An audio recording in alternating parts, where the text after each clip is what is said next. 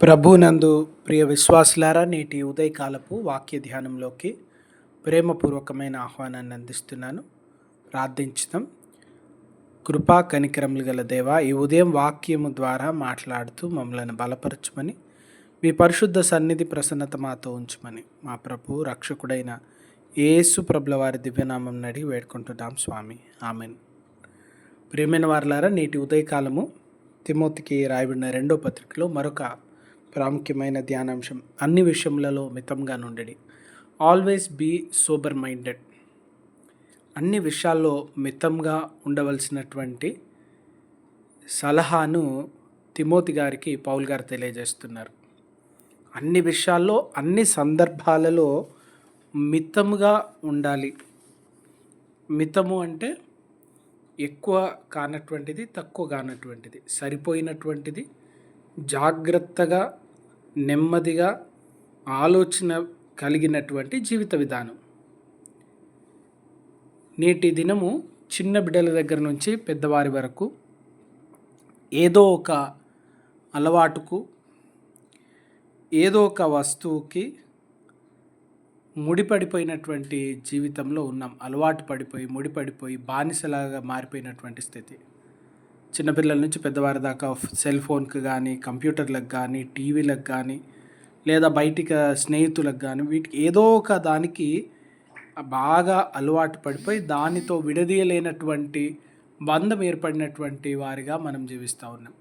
దీన్ని బట్టి జరుగుతున్నటువంటి ఒక పెద్ద ఇబ్బంది, సమస్య ఏంటంటే, అది లేకుండా వారి జీవితాన్ని ఊహించుకోలేని స్థితి, దానిపైన ఆధారపడినటువంటి స్థితి.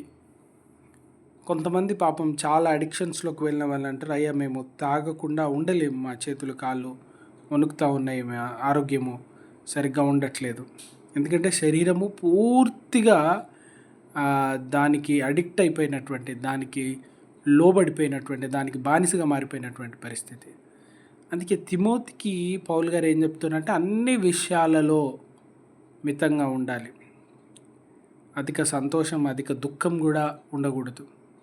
ఏ వస్తువుకు ఎక్కువగా అలవాటు పడిపోయి దాని మీద ఆధారపడే పరిస్థితికి రావద్దు. ఏ స్థితిలోనైనా నెమ్మదిగా, సమాధానంగా ఉండవలసినటువంటి పరిస్థితి గురించి తెలియజేస్తూ ఉన్నారు.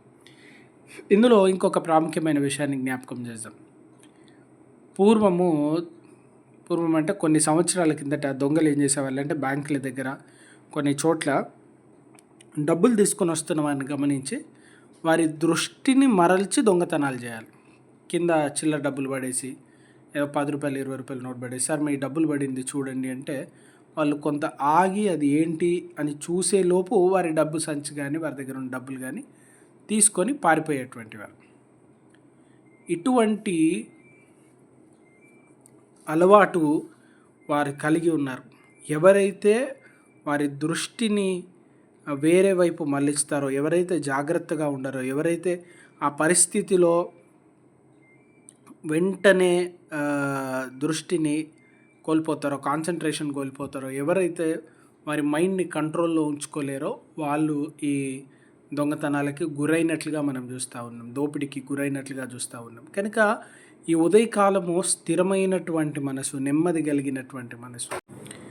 మానవ జీవితంలో అనారోగ్యము, ఇబ్బందులు, సమస్యలు ఎదురైన వేళ హృదయము స్థిరంగా ఉండలేనటువంటి పరిస్థితి. ఎప్పుడు హృదయము స్థిరంగా ఉండదో, ఎప్పుడు నెమ్మది ఉండదో, ఆ సమయంలో ఆలోచనలు జ్ఞానయుక్తంగా ఉండవు. ఆలోచనలు ఎమోషన్స్కు, భావోద్వేగాలకు గురవుతాయి. భావోద్వేగాలకు గురైనప్పుడు సరైనటువంటి ఆలోచనను చేయలేం, సరైనటువంటి నిర్ణయాలు తీసుకోలేం. కనుక అటువంటి స్థితిలోకి మనము నెట్టబడకూడదంట. విశ్వాసులు ఎప్పుడు తమ హృదయాన్ని మితంగా ఉండడానికి నేర్చుకోవాలి, అన్ని పరిస్థితుల్లో, అన్ని సందర్భాల్లో. అప్పుడు విశ్వాస జీవితానికి సరైనటువంటి నిర్ణయాలు తీసుకోగలం. మానవుడు అధిక సంతోషంలో, అధిక దుఃఖంలో ఉన్నప్పుడు ఎన్నో తెలిసి తెలియని తప్పుడు నిర్ణయాలు తీసుకుంటారు. కనుక అటువంటి ప్రతి సందర్భంలో జ్ఞానయుక్తమైన, తెలివితో కూడినటువంటి, ప్రాముఖ్యమైనటువంటి మంచి నిర్ణయాలు మాత్రమే చేయాలని Timothy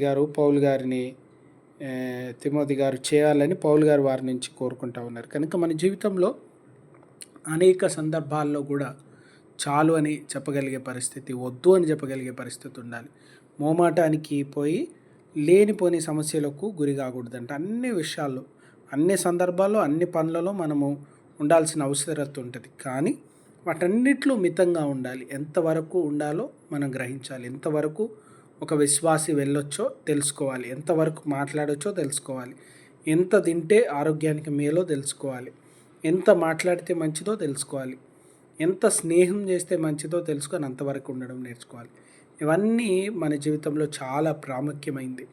we should always know the limits and boundaries.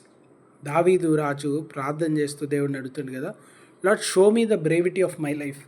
ప్రభువా, నా జీవిత కాలం ఎంతో నాకు తెలుపు, అప్పుడు నేను సిద్ధపడి ఉంటా. షో మీ ద లైఫ్, నా ఆయుష్కాలం ఎంతో నాకు తెలియజేయి. ఎంత అద్భుతమైన మాట. నా ఆయుష్ ఎంతో నాకు తెలిస్తే నేను దాని ప్రకారం సిద్ధపడి అంతవరకు నన్ను నేను జాగ్రత్తగా చూసుకుంటూ నా జీవితాన్ని గడుపుతా కదా అంటాడు. కనుక విశ్వాసి తన హద్దు తెలుసుకొని జీవించడం ప్రాముఖ్యమని తిమోతికి తెలియజేస్తాను. అప్పుడు ఏమంటారంటే, ఇంగ్లీష్లో ఈ మాట ఏమన్నారంటే, then you can keep your head always up. చూడండి, తల ఎత్తుకునేటువంటి పరిస్థితి అంటే ఏ సందర్భంలో కూడా తలదించుకునే స్థితిలోకి మనం వెళ్ళకూడదు. తల ఎత్తుకొని ఉండాలి అంటే అన్ని సందర్భాల్లో జాగ్రత్తగా ఉండేటువంటి మనసు కలిగి ఉండాలి. అట్టి కృప దేవుడు కలగజేయను గాక. కృపగల ప్రభువా, ఈ ఉదయం వాక్యం ద్వారా మా అందరితో మాట్లాడినందుకు వందనాలు. వాక్యానుసారంగా జీవించగలిగినటువంటి కృప నడిపింపు దయచేయండి. వాక్యం విన్న ప్రతి వారిని దీవించి మేళ్లతో దీవెనలతో తృప్తిపరచమని నీ కృపా కాపుదల దయచేయమని మా ప్రభు రక్షకుడైన యేసు నామం నడి వేడుకుంటున్నాం స్వామి. Amen. God bless you all.